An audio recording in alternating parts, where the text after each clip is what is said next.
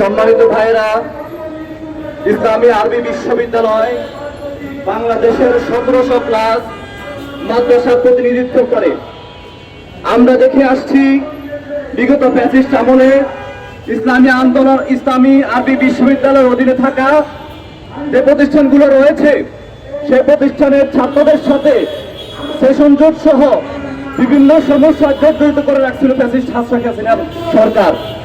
কিন্তু 5 আগস্ট পরবর্তী সময়ে ফ্যাসিস্ট প্রশাসনকে অপসারণের পরবর্তীতে শিক্ষার্থীদের মনের যে বাসনা, সে আলোকে যে প্রশাসন, যে ভাইস চ্যান্সেলর সহ যাদেরকে নিয়োগ দেওয়া হয়েছিল, তারা এসে ইসলামী আরবি বিশ্ববিদ্যালয়ের ছাত্রদের মনের আকাঙ্ক্ষা পূরণ করতে পুরোপুরিভাবে সফলতা অর্জন করেছে।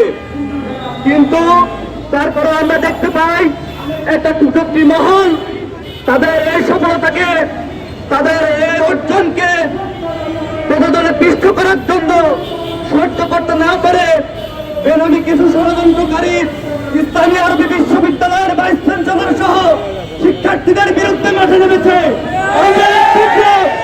এবং প্রতিবাদ জানাচ্ছি। 5 আগস্টের মাদ্রাসার ছাত্ররা বিভিন্ন জায়গায় তাদের অর্জন দেখিয়ে দিয়েছে, তারপরেও মাদ্রাসার ছাত্রদের বিরুদ্ধে এই কুচক্রী মহল ফ্যাসিস্টের দোসররা এখনো ষড়যন্ত্র করেই যাচ্ছে। যদি এই ষড়যন্ত্র তারা লিপ্ত করেই থাকে, যদি এই ষড়যন্ত্র তারা চালাইতেই থাকে, তাহলে ইসলামী আরবি বিশ্ববিদ্যালয়ের সাধারণ শিক্ষার্থীবৃন্দ আমরা মাঠে নেবে এই ষড়যন্ত্রকে আমরা রুখে দেবো ইনশাআল্লাহ। এই আহ্বান রেখে আমি আমার সংক্ষিপ্ত কথা এখানে শেষ করছি। আসসালামু আলাইকুম ওয়া রাহমাতুল্লাহ। আপনারা অবশ্যই জানেন যে আমরা আজকে এখানে কেন উপস্থিত হয়েছি।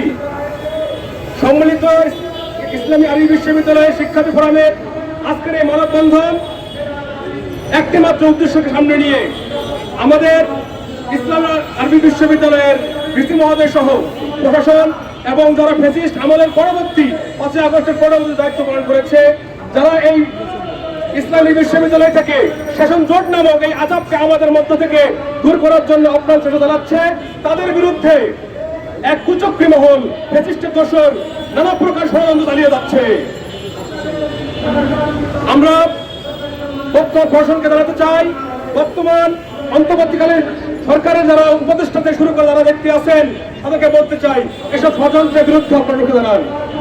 তাহলে শিক্ষার্থীরা যেভাবে 5 আগস্টে ফ্যাসিস্টকে দাঁড়িয়েছে, সেভাবে এই ইসলামী আরবি বিশ্ববিদ্যালয়ের প্রত্যেকটা স্তরে স্তরে যারাই ফ্যাসিস্টের মতো আচরণ করবে, যারা এই নিয়োগ বাণিজ্যের ব্যাপারে যারা তাদের কণ্ঠ উঁচু করবে, তাদের কণ্ঠকে এই শিক্ষার্থীরা অবশ্যই অবনত করার জন্য আপ্রাণ চেষ্টা চালিয়ে যাবে ইনশাআল্লাহ।